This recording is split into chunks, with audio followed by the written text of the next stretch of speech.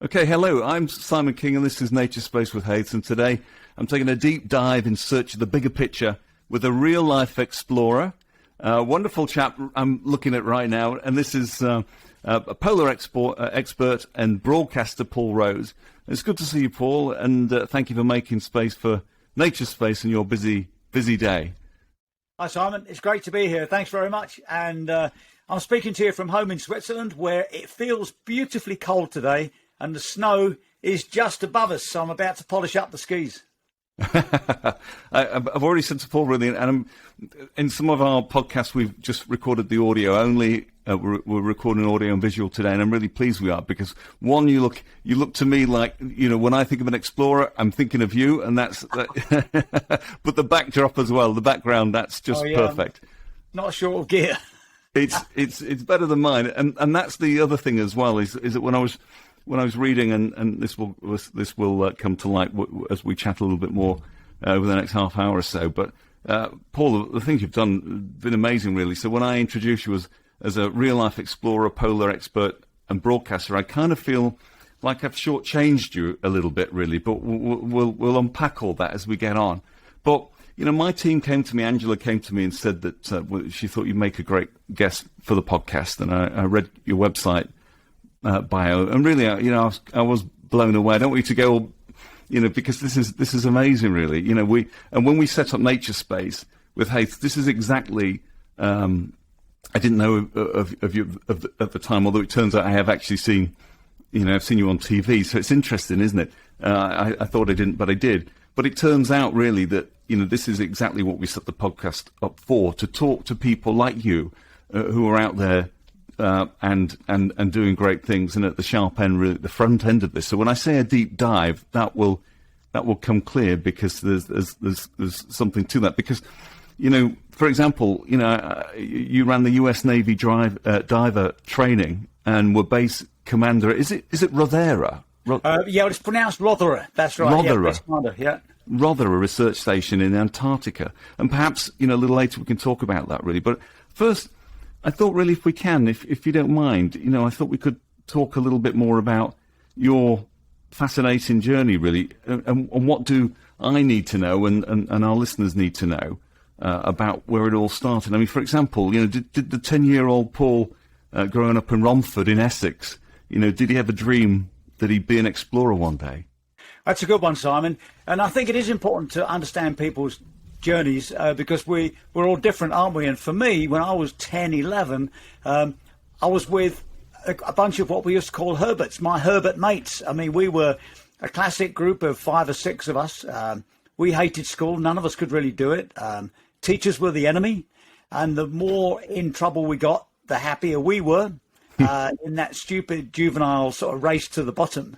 And me in particular, I couldn't do the bookwork. I was struggling to read and go from the blackboard to the book to the learning. And I was just, you know, bored to death, anxious to be out. And with no imagination whatsoever, I can still smell that paint on the overheated Victorian radiator I used to sit next to. And we just wanted to be out. And I just wanted to be out. And I discovered at that time 11 plus was coming up, which I had no interest in. And you can imagine, in the race to the bottom, it wasn't cool to be interested in it anyway. So me and my mates, we were all sort of certain that we were going to fail this thing called the 11 plus. And I was going home into the flat and watching Jacques Cousteau on television, doing these amazing journeys around the world on Calypso with his team. Hans and Lottie Haas, who were working underwater, taking those, what to you and I now would look quite grainy black and white shark images. But in those days, we're like, whoa, look at these shark pictures. And then they were real heroes. But then the fictional hero, Mike Nelson, who played in Sea Hunt, you know, it was Lloyd Bridges who played this underwater, real character. He was having proper bloke's adventures underwater. And I loved him, you know, everything about him. You know, he was, you know, rescuing pilots from crashed airplanes in the sea. He was rescuing men from flooded mines. All the beautiful women in the world wanted Mike to teach them to dive. And I was, you know, struggling like hell. I had no idea about how diving or how to get into it, but it just had the appeal. I mean, I had no family or friends. I didn't know what diving was all about, but it was the dream of being a diver. You asked about my dream. It was a dream of being a diver, and I had no idea what it meant, except I somehow thought I'm going to be a diver. And then, oddly enough, what made that happen was when I was 14, again, failing in school at Sutton Secondary Modern, a geography teacher took us to the Brecon Beacons. And we did, the classic thing, outward bound, youth hostel, in Merthyr Tydfil. We climbed everything, walked everything, jumped in the rivers, camped, did all the kinds of navigation and walking in the big hills and climbing. And I had no idea I was doing mathematics when I was looking at a map and compass. But I had an innate sense of how to do it. And I didn't know anything about mountaineering, but I had a good sense for what might be a safe route up and a safe route down. And I absolutely loved those weeks. And I can still remember now the joy of doing what we used to call the community chores, cleaning up in the hut and organising the waterproofs at the end of the day when the other kids were keen to just go and have a cup of tea. I was really enjoying doing the sort of community chore side of things. And I can still feel myself peeling potatoes in the rain, and into a bucket and thinking I never felt so alive. And this was what made me realize I could do this stuff outside. And that gave me the propulsion to become a diver. So it was that confidence in this man, Mr. Gray, the science teacher and geography teacher. If when or if time travel is ever invented, I'll either go back to him and thank him or bring him here to thank him. I was stupidly too proud, useless young teenager to have the guts to thank him, and that's a big regret. Yeah, I can see that. It's interesting because it's in a way it's education, or it's good teaching that spotted something, or at least allowed and unfolded a new world to you, which this diving obviously opened up not only a world above sea level but below as well. But I think perhaps we all have regrets, don't we? Really, things that we could have done and should have done, and maybe people we could have thanked. But I guess in a way, maybe you can say something about this a little later. But I know that you do quite a bit to lead student led challenges, and you're awakening through education, really giving your time to young explorers who are taking that journey with you as an expedition leader and so on, whether that's virtually or in person. In fact, why don't we talk about that? Because perhaps, for a moment, if you don't mind, we're jumping ahead, but I guess anyone who's an explorer wants others to explore the world too. And you're using this wonderful experience, not only today to talk to somebody like me who has a very bare wall, and he's now questioning what I've been doing for the last 5 or 10 years. But actually, you're sharing that with others and right at the beginning of their journey. So, and this is through National Geographic, I think, as well. Well, it is all kinds. I mean, I'm currently, for the last 9 years, I've been the expedition leader and head of expeditions for Pristine Seas project at National Geographic. And a big element of that is engaging the public. I mean, we're busy. We've had 34 expeditions. We've created 25 marine protected areas, totaling over 7 million square kilometres. So it's about the size of India. We're busy on a mission to do our bit to get 30% of the ocean protected by 2030. So we've got the science figured out. We know how to tell those stories with media and tell those stories to decision makers with very targeted information based on science and the local work they're doing. But we also can't miss the opportunity to take the young ones with us.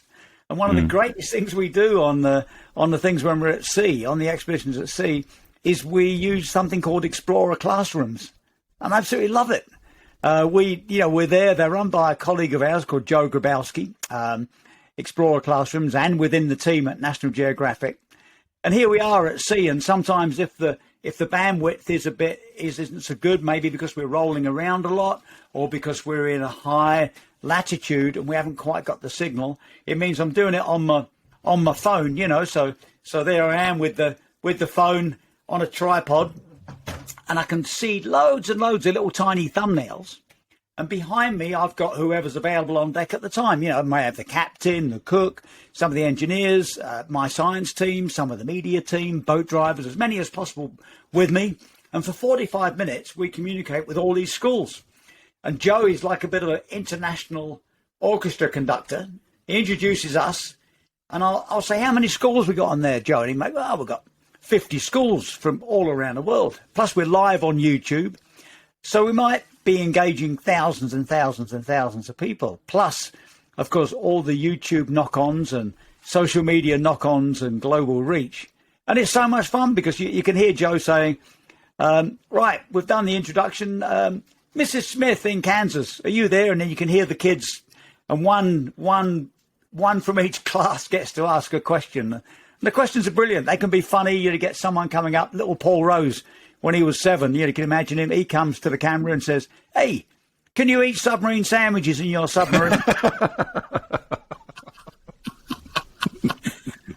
And then we say, yeah, you can eat anything you like, but you can't make any mess in there.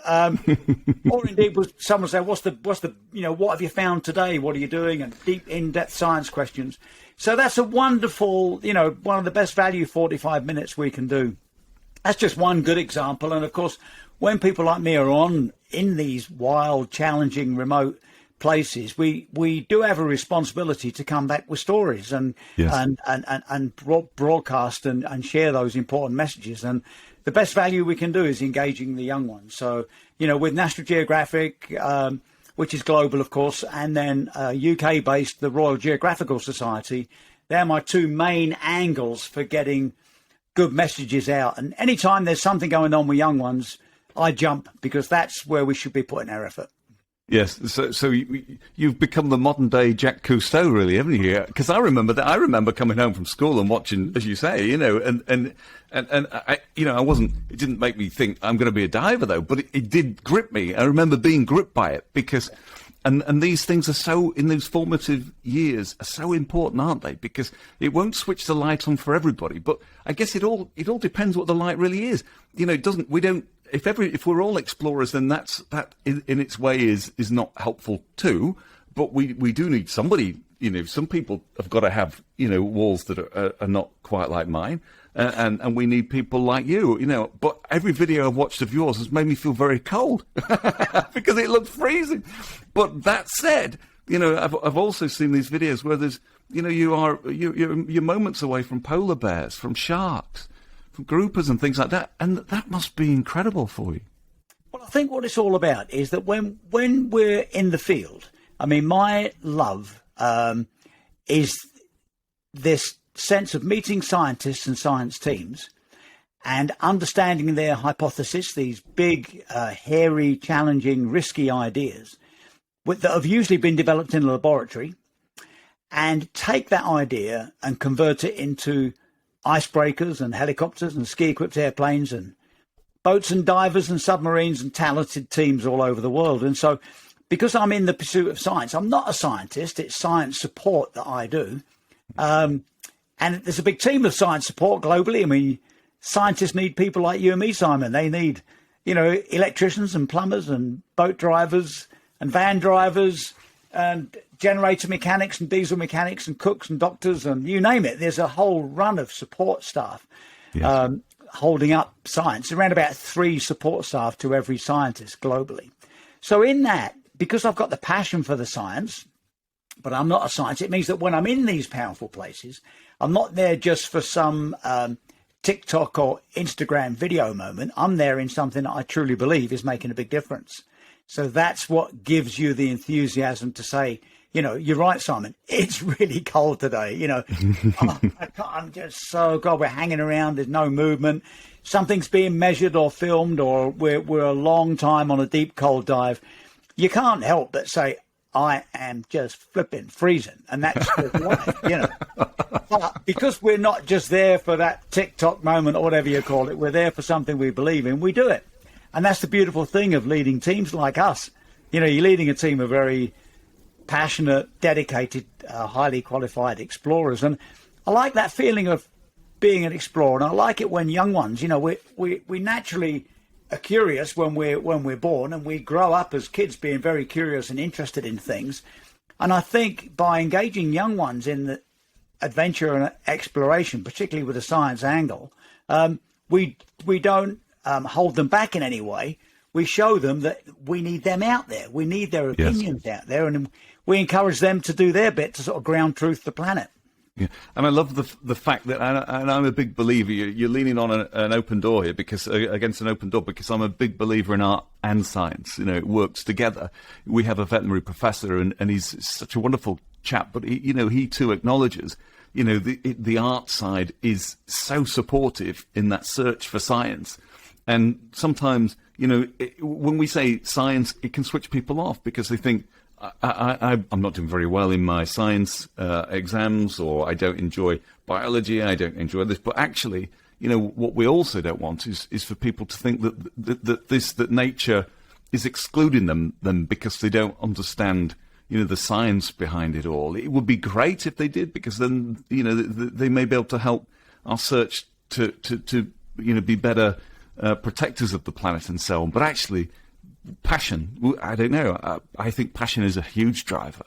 Yeah, exactly. And that's the thing, because when people are interested in science, and I love when I do big talks, whether they're virtual or hopefully in person, I often say to the young ones, maybe some of them are at that age, they're just getting to graduate from university and wondering about that first job.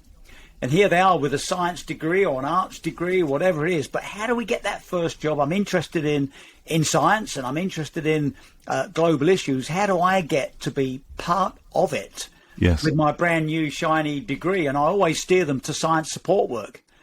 I say, well, yeah, you may have your marine biology degree, but do you like to do carpentry? Or are you also a sort of electrician or boat driver, all these other things? Say, yeah, I'm a good boat driver and I'm a good lab technician. So I steer them to science support work in amazing places where they're not necessarily the chief scientist. You can't come out of university and suddenly be a chief scientist. But guess what? You're working at the front line of exciting, vital field science as maybe a lab technician or a boat driver. That's great advice. And actually, we should say that there will be people listening to this, hopefully, who maybe are studying at university at the moment. They are involved in the sciences. They're looking at natural history. They've got a passion for the things that we've been talking about. But where and how do they get started? So that's great advice. Can we talk? I think now will be a great, because talking about jobs, how do you become the base commander of somewhere like Rothera Research Station? Can you tell us a little bit about it and how that came about? Because I understand that this is more than just a destination for you, isn't it? I think it's got a lot more sentimental value than that for you. Yeah, you're right. Thank you, Simon. Yeah, there's a lot of me in Antarctica. There is a natural progression of mountain guides and field assistants that work in temperate zones, and then high latitude mountains and the greater ranges, to then move to the polar regions. It's sort of the next sort of gradual step. I'm working here, I'm working there, I'm working in more distant places, and then where are the big distant remote challenges? Of course, they're the polar regions. And that was me. I was in the States working for the US Navy, running the dive program. I was a commercial diver working for US Steel, Gary, Indiana. And I became a mountain guide too. So I was guiding mostly in the North Cascades, Alaska and Ecuador. And one day I met someone coming down Denali, Mount McKinley, who told me about the British Antarctic Survey. And I'd never heard of them, but I knew I wanted to work in the polar regions. So when we came back to England, I applied to be the diving officer. But it was a wintering post, and I couldn't put the time into it. But he said, we do have field assistant posts, a mountain guide, polar guide posts. So I went, applied, got the job. And my first job with British Antarctic Survey was over at McMurdo on the American side, working in Marybird Land and Mount Erebus. Then the next year, I was on the Antarctic Peninsula on a wonderful geology project. And then the next year after that, I was back on Mount Erebus working for NASA, leading the NASA team with their Mars lander robot on Mount Erebus, which is Antarctica's active volcano. And I got the call, would I like to consider being the base commander at Rothera Base? And I jumped at it. So I went from Mount Erebus all the way around the world back to Antarctica and started in my role as the base commander at Rothera Research Station. I did that for 10 years. Best job on the planet. And talking of planets, I think you described it at some point like it looking like a scene from Star Wars. Is that so? It's so probably in the galaxy, in the universe. Yeah, I mean, yeah, Rothera Base is beautiful. They call it Starbase. It is a beautiful research station, arguably the most beautiful research station in the universe. Yeah, it's a hub. It's the main hub for all of the Antarctic research that goes on through the British Antarctic Survey. Terrific place to be, and I was very fortunate to be there during a real key development period when we sadly had to get rid of the dogs in 1994. I'd been the base commander since 1992, and then we developed the laboratory even further, the air support, the diving, and all the technical aspects of the base and the capacity through my years. So it's a very satisfying growth period, and I've since been back working for the Americans, mostly in the dry valleys. So yeah, there's something about Antarctica, and as Frank Wilde always used to say, you know, you can never get rid of the little white voices that call you back. I can imagine. Can you do us a favor? Can you kind of set the scene for us, really? Because obviously, you know, it strikes me that it's something that the TV shows, you know, David Attenborough and so on, are wonderful. They show these places and they show them as such high definition, and you feel like you're there. But you know what we don't. You know, what is it like to be there, and what must it be like for, you know, the collection of people and so on? Can you talk to us about people, maybe the climate as well? What does it feel like when you're, you know, how bracing is it when you walk into that type of, is it -20, but then the wind chill must be, God, I mean, that must be the beginning of feeling cold. Well, you're right to talk about people, Simon. Thank you, because it's a very powerful community, because everybody that works there is at the top of their game. So, you know, whether it's pilots, divers, scientists, support teams, whoever it is, everyone's at the top of their game. And yet, we've got to live with each other. Yeah. So there's a lovely bit of the selection that goes on where you could imagine interviewing people thinking, oh, yeah, she's flipping brilliant and she's great and he's great. Wow, absolutely brilliant. Hugely technical. But you think, wow, can you live with these people, though? So that's the thing we've always got to ask, because you're living in very close quarters, sometimes under a lot of stress. And so we would always choose people that were easy to live with, at the top of their game, and they're not easy to find. So then that does mean when you arrive on the base, you're arriving at a base, it's not sort of this egotistical, cliquey group of experts. It's a group of experts who are fun to be with and live with, which is a very rare community. You've got stacks of them in at Rothera Base. You've got over 100 in the summer and 20-something in the winter. And when we're on the base, whether it's getting food in the galley or being in the library or using the gym or playing music or in our workspaces, we're in very modern, comfortable setting with a great view out the window, admittedly, but we're in comfortable, warm, happy, doing everything these days, a good internet connection and, you know, feeling great. But when you open the door to go outside, it's the same Antarctica that's always been there. It's the same Antarctica that you read about in the historical, the same days of Scott and Amundsen, and you go, oh yeah, and Mawson and all the big stories of. So that's always either exciting if you're prepared for it, or brings you up short if you're new to Antarctica and you've stepped outside in your shorts and t-shirt.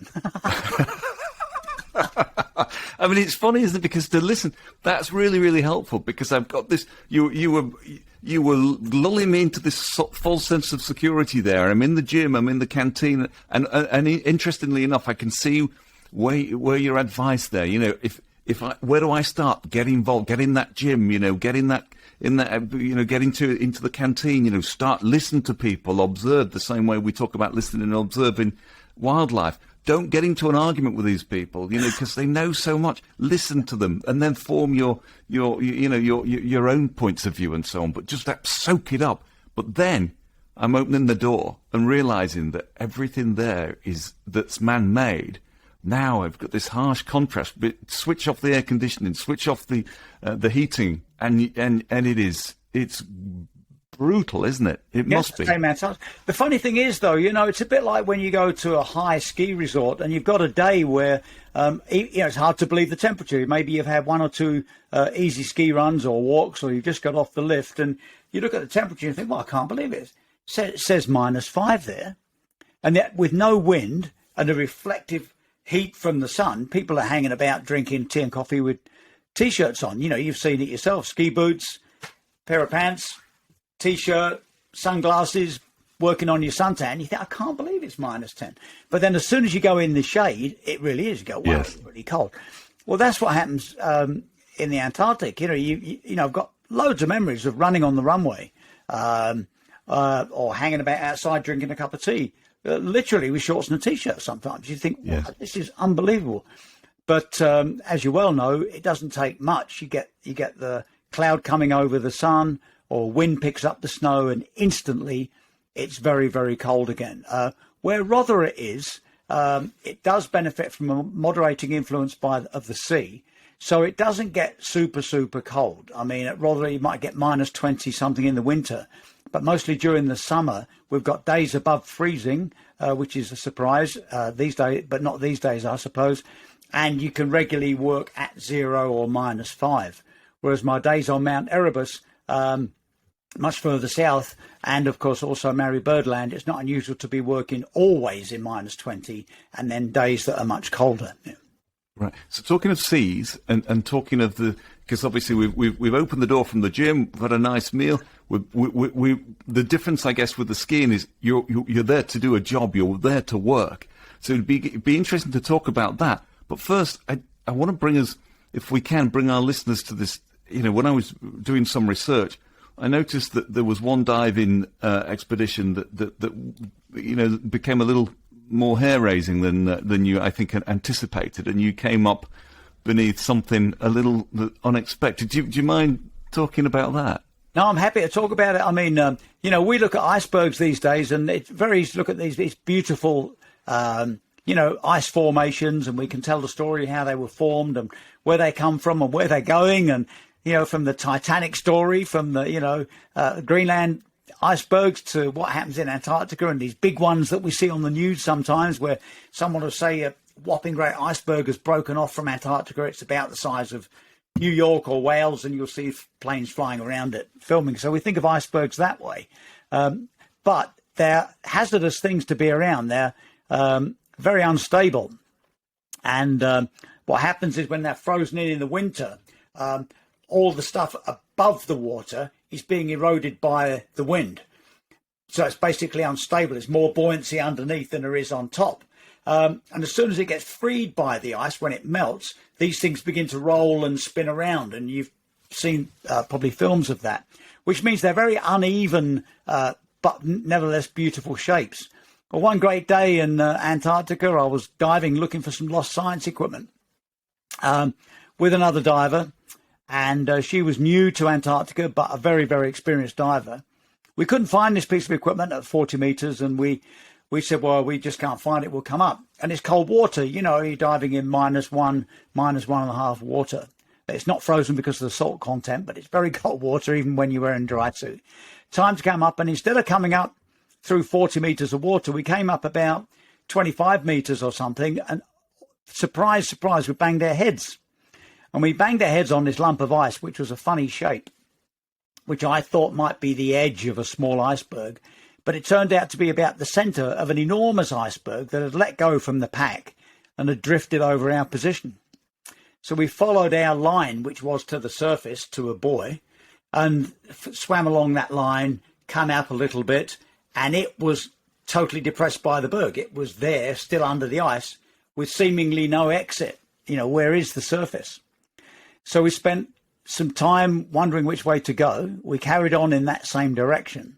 But there are funny things underneath those bergs. They're not just flat. Some of them are. But this one had real like valleys and holes. And so you see something up, you go, that's the way up. And we go up and bang our heads again. And you're still under the ice. And so then descending. And we slowly kept going. And, of course, you're using your air. It's the end of the dive. You're very tired. No idea, really, if this is the right way or not. And then just by sheer luck, when we were down to the very last bit of air, we popped out. Lucky. You make it sound like it's all in a day's work, but it must have been so disorientating, wasn't it? I mean, did you think, was there a point where you thought this may not end well? Well, it was pretty rough, because once you reach that point where you think, well, we hope we get out of here, and you realise that the air consumption. I looked at the other diver, and the great thing was, I was managing my air consumption very well, being slow, very easy, taking time, not reacting with panic. And then I looked at her, and she had a great look in her eye, and the look basically said, "You don't need to worry about me." Really? So she wasn't breathing hard like a maniac or anything like that, as I wouldn't expect she would. But I just looked, and I still remember that look. "You don't need to worry about me, mate. We'll get through." And we both plodded on and found our way out. I guess at that point, training, experience, and trust must just be everything, really. Exactly. If one person panics, I mean, if both panic, that's game over. But if one does, it could, it just doesn't bear thinking about. So we're always careful when we dive around icebergs. I can imagine, because I suppose when you're looking up, the light is it still light? Does it still feel light then, that you can still see the sun kind of beating through and so on? So that's where the disorientation comes from. That's it. When the ice is thin, it looks like it's the surface, but of course it wasn't a few times. Yeah. So you were, at this point, you were cursing Jack Cousteau. Just about. What am I doing here? If only I'd paid more attention in my maths classes. Exactly, yeah. I'd be up with the scientists. Yeah, I wished I'd spent more time at school. But it's in those moments, though, things change, do they? I suppose. Well, I think powerful moments like that are significant to us, and I do believe we need them in our lives. Physically powerful moments, because if you get through them, as many of us do, it's a bit like having a really amazing marathon run, or a long distance swim, or a triathlon, or a dance competition, or something. There is that great sense of achievement. I don't think necessarily it's a good thing for you to go out and hunt these sort of egotistical, crazy challenges just to make an Instagram post. But I think if you're doing a job and you feel it's within your capabilities, then when things go pear-shaped, even if you've done all your risk assessments and all your training and things go wrong, it's great to feel that within your physical and training capacity, you can get through it. That's a great feeling for everybody. Yeah, well, it's really good of you to share that. And I'm also thinking now, because we had a little talk before we hit the record button. We were talking about what you could see outside. You feeding the birds, which is brilliant to hear over there in Switzerland. You're dead right. Yeah, what does it look? What birds are you seeing at the moment? Well, we're lucky because we live up here in the Jura, which is it's 1,100 meters. So it's a bit like a very big lake district, really, above Geneva. Very beautiful, and if I look out the window, I can look, and there's the lake, and there's Mont Blanc over there, and the whole Alps. But right within us, we're on the edge of this lovely forest, so we get lots of birds, and to enjoy them, and to have them close by, we've got a couple of bird feeders. We just couldn't resist it, so we've got a couple of those things that have the balls in, and one of these very lovely Japanese things that came as a gift that you put the seed in. And it's just great. It means you get the woodpecker around, and the blue jays, robins, and yellow tits, and all kinds of amazing birds. And a good friend of ours, Andy Schofield from the RSPB, gave us the Collins Book of Birds. So it gives us our chance to sort of understand what birds we have around us. And it's a lovely interaction we have here with these bird seed. Yeah, so we nip out every once in a while and buy these huge bags of bird seed and these boxes of balls and get them out there. We quite like the blue jays on the balls because they're big enough and muscly enough that they don't peck at the balls. They come in and wreck everything and fly away with the whole ball, Would you argue that, feeding the birds, for example, it's kind of a good entry point for people? Some people, we during lockdown, we recruited or we invited, people to come and write for us on our blogs. And Margaret Emerson recently, you may have heard, we recorded a lovely podcast. She became one of our armchair naturalists. So, she an ex-BBC meteorologist as well. So she was brilliant at it, because we talked about the weather as well. But back to thinking about introducing people to nature and wildlife, would you argue it's a good way, to get people, get children involved in understanding, watching, observing nature? Oh, most definitely. I mean, it really is. Well, firstly, I mean, it's in our human nature to be interested in wildlife. Everybody likes seeing, birds and foxes and, pets, dogs and cats. People love animals in general. It's a natural reaction. And birds, they have a thing in the UK, don't we? We have a thing about birds. I mean, I think the RSPB Citizen Science annual event is the largest in Britain by a long shot, because we all like to know what's happening with the birds. Why are there more of these ones this year? Why have those ones left a bit early this year? Are they going to come early? All the different numbers of arrivals and comings and goings of the different species, plus the understanding of how they interact with each other, is a great entry point. It's a great sort of like common denominator to nature. So it's not just looking at birds thinking, wow, there's a beautiful woodpecker, and isn't it amazing how he looks around either side of the tree looking to see what's coming? Isn't it a great thing to see? And all the rest of it. It's not just the individual birds, it's understanding that they arrive and depart in our gardens and parks at different times of the year because of global events.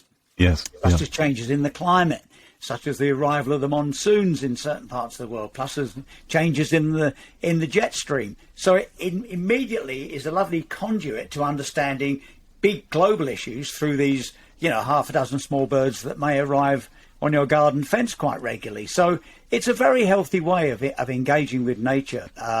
It's great. It's always fun to feed the birds, and I don't know about you, Simon, but I get a bit guilty when the bird feeder's empty. Well, we definitely do, really. Absolutely, and I can be guilty of it too. For me, I guess for you, it's like turning up without your face mask. For me, it's getting up in the morning and seeing, oh, the bird feeder's empty. This is what we do for a living.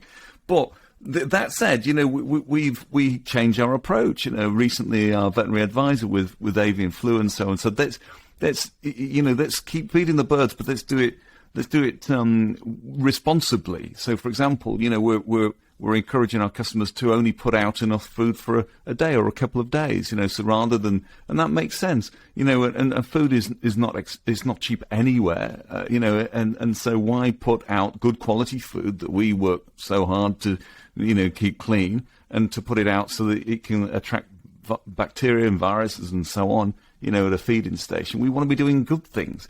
But I love this engaging with, you're talking about engaging, because you can, and it's the contrast here from one moment, and I'd love to go back to Rothera and talk about the wildlife if we can, but what's clear to me, and I'm so pleased we've recorded this visually as well as audibly, which is the audio, which is because you seem to get as much from the wildlife that you may see in Antarctica as you do in your garden space as well. You just love nature. You can see that. Yeah, absolutely I do, Simon. I mean, Rothera, you could walk to the end of the wharf at the end of the runway on the southern side of the base and see orca, killer whales, chasing seals and doing the thing you've seen on David Attenborough where, seals on a small ice floe. Incredible. And the orca work together to create waves and do the spy popping first, have a good look around, and then gracefully sort of wash the seal off. Have you seen that firsthand? You've actually witnessed that? Countless times. Amazing things. Incredible. But on the other hand, you can't beat, waking up in the morning, having a cup of tea, looking out the front here, and seeing, like this morning, we've inevitably got a friendly fox that comes around here. Underneath our bedroom in the winter, we have a family of foxes that live under the bedroom with a badger. So that's great that they live under the bedroom in the ground down there.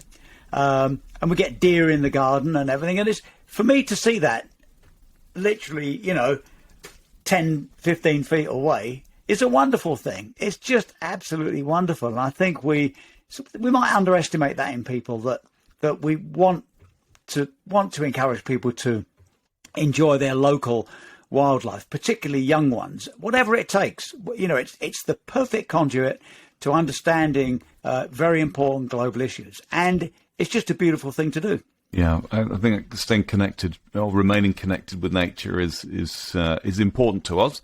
Some people might say, "Well, you're selling bird food, so that's why it is." But we're selling bird food because we're passionate. You know, the passion came first, really. That with you know, the founder who was a senior, I mentioned before, as a senior curator at a zoo, and he wanted to find very clean seed because at the time it just wasn't clean. So he came up with a contraption to remove the dust, which I have to say it's no secret now. It was a tin bath, but he cleaned the seed, and then the queue for the seed, this clean seed, became greater than the queue for the zoo. So that's why we do this. But you know, another thing is that I wanted to mention as well. We because we're aligned on this one as well, and it's about space. We've mentioned the lakes as well. It's the same in Switzerland, but it could be the same anywhere in the world. You know, our footprint, not just our carbon footprint, but the space we need. You know, our homes or at work. You know, we're relocating, and probably around about March next year we'll do this. But I wanted to share something with you and just get your thoughts really on what type of things we should be doing, whether we're on the right track. You know, what advice might you have for us? Our project is we're buying about twice the amount of space we need to run our business, which sounds greedy, but it's all space that's been designated to industrial use. But what we're going to do is we are returning around about a quarter, just more than a quarter of the space back to nature. So we call it handing commercial space back to nature. So instead of normal drainage systems around the plot, we're going to have we'll have wildlife attenuation ponds. We'll have other ponds where our team can take a break amongst wildlife, and we're going to be looking at planting native species so we can attract the pollinators. We feed the birds, and so instead of being one of those companies, not naming any names, but instead of being a company that just says, look, this is what you should be doing in your garden, you need to do more of this, we thought we better do this and say, look, this is what we do, but not only in our homes, but in a commercial setting. We feel that everyone, and especially businesses, because we take so much of the planet's resources, that we have a responsibility for the planet to do a better job in a commercial setting, but also when our teams come to work, that we feel also that they should be able to remain connected to the natural world as well. And I know you're obviously connected at Rothera, but it's very hard for us to create that. But we think we can do. It would be not a great excuse if we said, well, we don't think it will be easy. No, it won't be easy, but we're gonna make it work. What's your thoughts? Advice? Anything? Well, I think it's a great thing, Simon, and it's a great example. And this is, you know, we're all smart consumers now, aren't we? I mean, we're all so well connected. It's very easy for us to see, you know, do we buy this insurance policy or this mortgage or this car or whatever it might be? Do we buy from these people or from those people? And because we all question their values, and it doesn't take long these days to quickly go online and see what these people's real values are. And I think it's a lovely thing you do there, Simon, because it means you're demonstrating your values by putting your effort and resources and finances where your heart is. You're saying, well, we're doing that. And I would say not only, and I have to say it's probably a good business move, because people are going to say, well, I'll buy that rather than that because I like their values approach. And it's also going to be such a good thing for young ones and other businesses to see. They see that and go, well, yeah, you know, you're running a good, viable, sustainable business here. And the added value is it's not just now in a nice natural setting, but that natural setting is giving value back to the planet. It'd be good to see what you might get busy there with school groups and stuff coming by. You know, you might have your head down trying to get to work, and you'll have all these school groups coming around seeing what you're up to. Well, it's funny you should say that, because in my mind I'm thinking I'm thinking the same, actually, in a small way, because and I think that's the thing, really. We've all been inspired. You were inspired, as you say, by Jack Stone and others, and you know, it would be great if we can inspire the youngsters to take a second look really at nature, and perhaps it might be something that they come back to. I mean, I know there's wonderful research out there that says, the brain is wired so much that if it looks at a photo, if it looks at a video, it doesn't really kind of quite know whether it's been there or not. So you can get the same feeling. But I also think, well, that's fine. But we don't.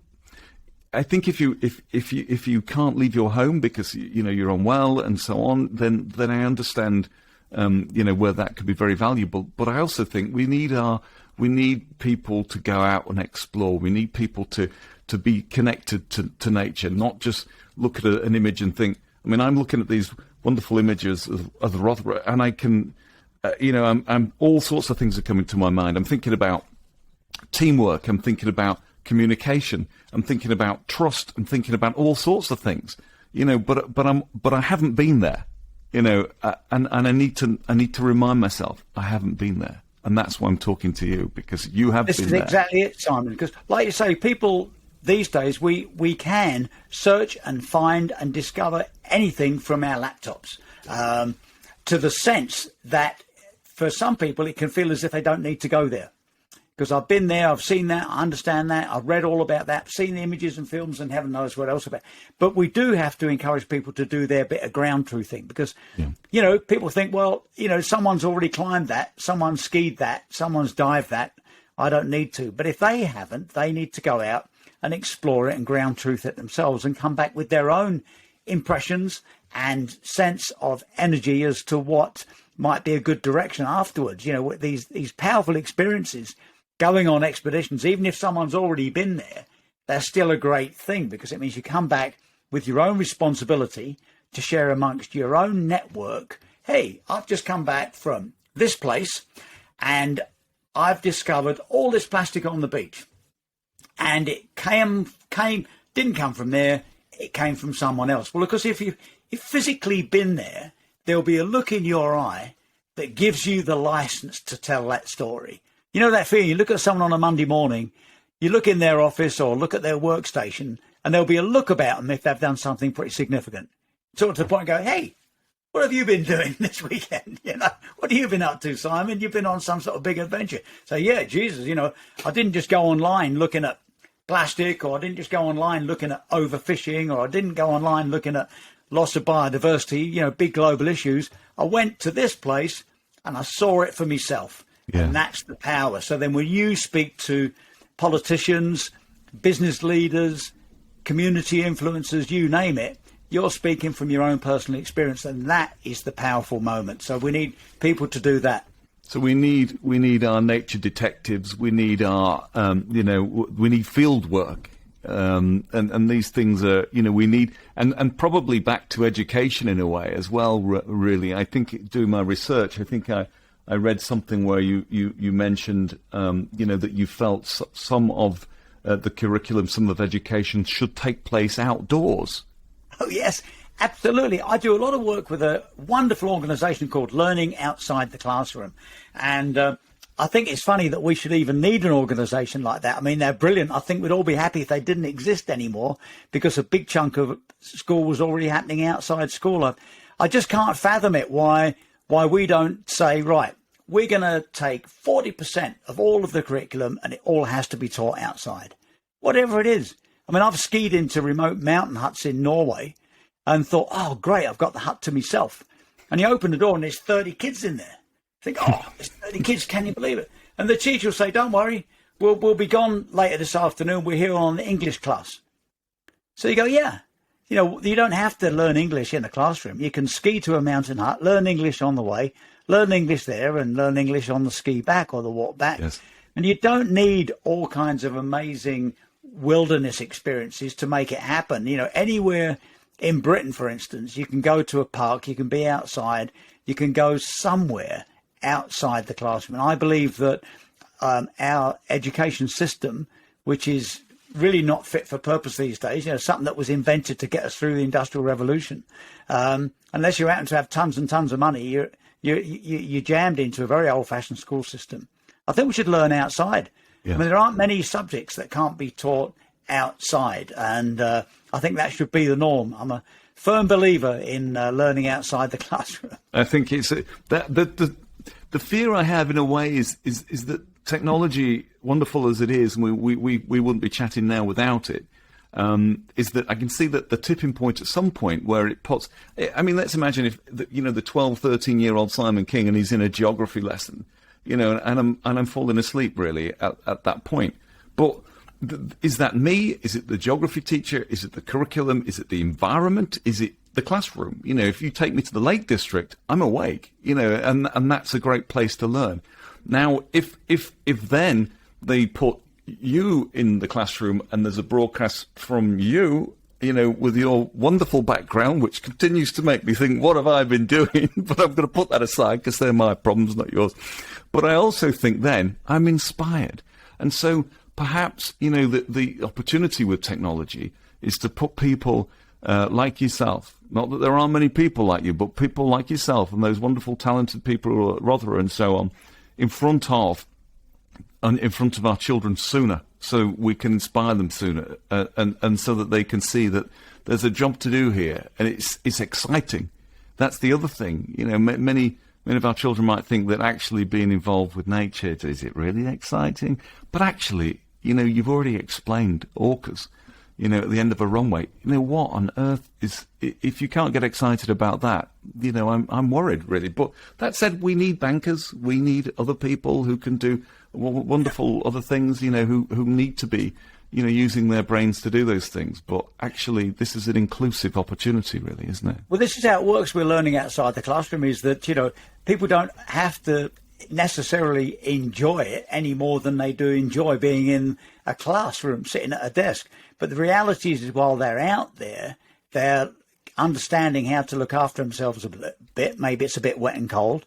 They're understanding how to be responsible in the outdoors, and the general sense of being at home and being at ease alongside nature is a lovely thing. So that means that when they become, many years later, chief execs in boardrooms making very smart decisions, the young girl who was learning outside the classroom and she's now the chief exec, she's going to make decisions this way rather than that way based on the fact that she is very at ease in nature. And I think it's got to be a good thing. It's going to influence our values when all these young ones become hugely influential. That's an excellent point. The banker who has got a grounding in biodiversity and so on, why it's important, instead of going for that cheap greenwashing plan or sports washing and whatever we're washing these days,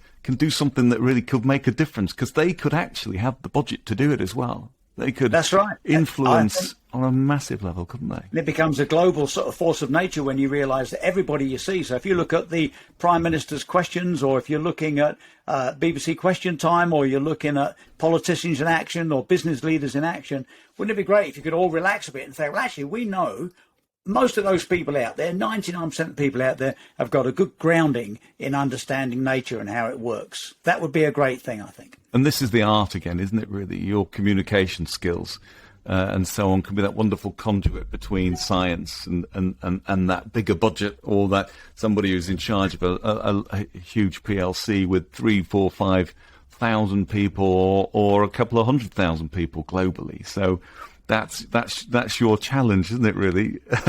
Can we, because I don't want to keep you much longer, Paul, because you're busy, but one of the main things really I've been building up to, and you mentioned it briefly, is the plastic pollution, really. And recently, we're only about 4 weeks away from Christmas, but my wife told me that she'd heard about some research from the University of Portsmouth, which said one traditional roast dinner can lead to us ingesting about 230,000 microplastics. And this is not going to be news to you, unfortunately, is it? You've seen this at the sharp end. Well, this is one of the great turning points. I mean, I think everybody watching or listening will remember those images of the albatross chicks in the Pacific with all the plastic in them. You know, these were young Laysan albatross on the beach, dead with their stomachs exposed, and inside their stomachs, what did we see? We saw images of, lighters and bottle tops and other plastic debris that we're all familiar with, Q-tips and all the rest. And that was a big moment for us involved in plastic, because people went, what's this? And at the same time, people understood about something called the Pacific Gyre, that there was lots and lots of plastic floating around in the ocean. And this was a big step for us. Then even those of us that are working in plastic pollution, plastic waste awareness, things got a bit flat then, because we were still pushing the news and still telling people about it and broadcasting with big numbers and all the rest. And yet, the big step came when it was proven that microplastics are absorbed into the food chain and that they're in us. So we could tell, and we measured, not me personally, scientists measured that plastic was in us. And I still remember that science paper that proved that plastic, small particles travel across the blood-brain barrier in fish, and that was a big bit of research. And then not long later, they proved that it's in us. And of course, you would think, wow, if there's a single motivational force for understanding the hazards with plastic waste, it's got to be the realization that we are consuming it right now, and it has all kinds of effects on us, many of which are more than likely unknown. So we know that it's not good for us. And that's been one of the great steps in understanding. And oddly enough, looking at plastic is one of the great common denominators for understanding other global issues, whether it's ocean current or the amount of manufacturing that goes on.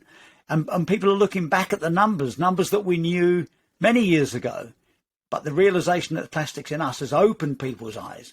And they're now looking at those numbers. I was born in 1951. And since 1950, we've produced about 9 billion tons of plastic. And we've only recycled 9%. And guess where the other rest of it is? It's laying around us, and it's in our air, and it's in our waters right now. So people are looking back at those numbers and going, okay, we need to do something. With the big evil being single-use plastic. We're never going to get away from plastic. We need it. We just need to manage it smartly. And that's a challenge on all of us. But what is so simple for everybody is to understand that we can all go a long way to avoid single-use plastic. It's the single use that's the demon, really, and I guess as an organisation we try to remove, or in fact we've almost removed all our single-use plastics. We're working on a few other, we're working on some bits and pieces. But I'm looking here at a picture. I think this is a picture of you at the Zurich Museum of Design, with the amount of plastic that enters the sea every 15 seconds. And it looks to be, it's like half a football field or more. Yeah. It's amazing. That blows me away. I went there to do that story, and the great thing is I thought it might be a bit noisy in there, in a public museum. But because everybody's so stunned, it's completely silent in there. I mean, the plastic numbers are amazing. Is that one? Yes, the Zurich Museum was a real great one. And when we look at the work that the Port of London Authority has done, that's been a lovely piece of work, using the Thames as look at what's going in the Thames. Yes. And everybody loves the Thames. It's our iconic great river. But by looking at the amount of plastic that goes in there and what can be done to catch it, stop it, change people's behaviour, it's been a great way of bringing in the message that we can't overfill those litter bins on the embankment or anywhere else, because it's just going to blow in the river.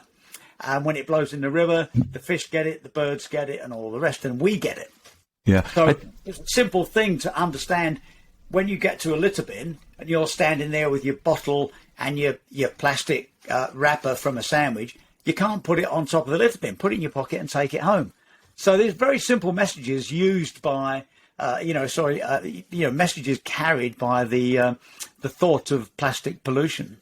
I think this is something that catches people out, because you're right. I think people see this is a bin, so it's a designated place to leave rubbish. If it's overspilling, then people, someone will just try and, as you say, leave that plastic wrapper there. And also I've seen at the side of B roads where there have been bins and the bins have been removed, but actually there are now black bags where people have decided, well, that's a bin space, so I'll leave my black bag.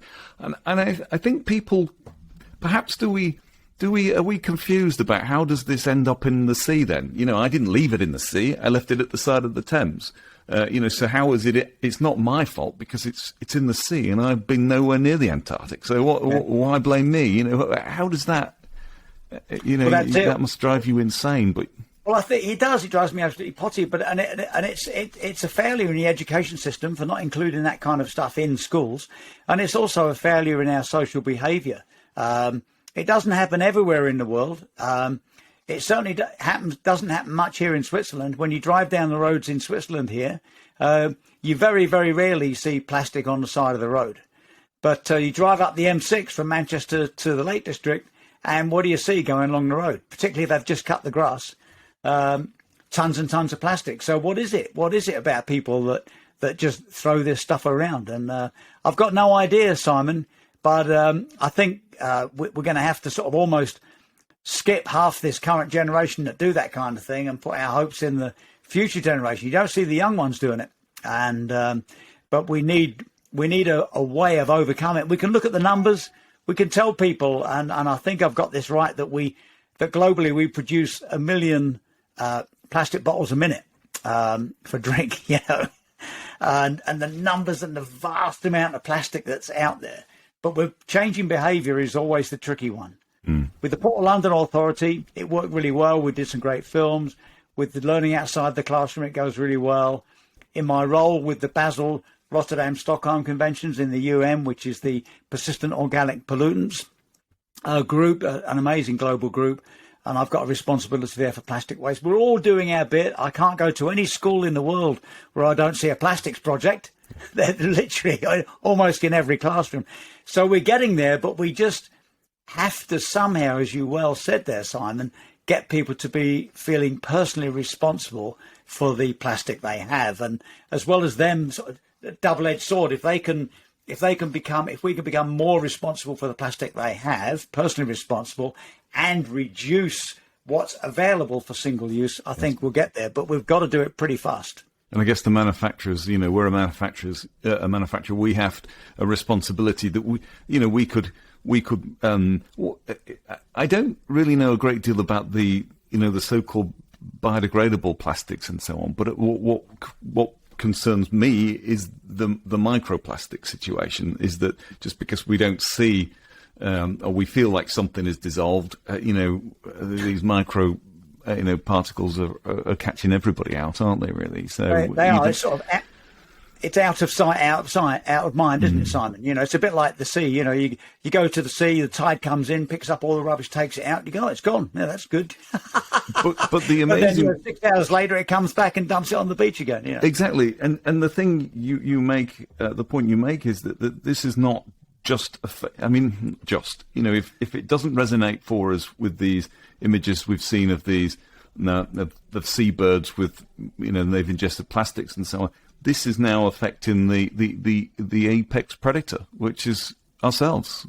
And I think it's all part of the thing. When I think about what we said earlier, Simon, about the value of an explorer's mindset, that we're all part of nature, we're out there, that sense of curiosity, getting out there physically to be amongst it, supporting things like learning outside the classroom, which is something that we should all do. We're going to have if we all just have one little tiny click of a shift to make us more at home in nature, more in tune with the planet, then we're going to make smart decisions. There's no doubt about that, and that's what we need right now. Paul, I'm going to put you on the spot here, but the thoughts only just come to me, so it's not preconceived. But I love the idea of the explorer's mindset. I love that, and you talked earlier on about perhaps people will come and to our new building and maybe they'll queue up. If we get an opportunity and you're in the UK anywhere near us, it would be delightful if you'd come and talk to us, and talk to maybe, have a think about it. But it would be there for sure. It would be great. And Simon, it's just so you know, that's why I jumped at this podcast. I've got an incredibly busy thing going on at the minute, massively busy. But when I saw a way of communicating global issues by birdseed, I thought, well, that's flipping great. It's absolutely brilliant. I mean, we all love birds. We all want to be along. So I jumped at it. So, yeah, please do. I like the whole idea. It made me smile when I got your first message. Brilliant.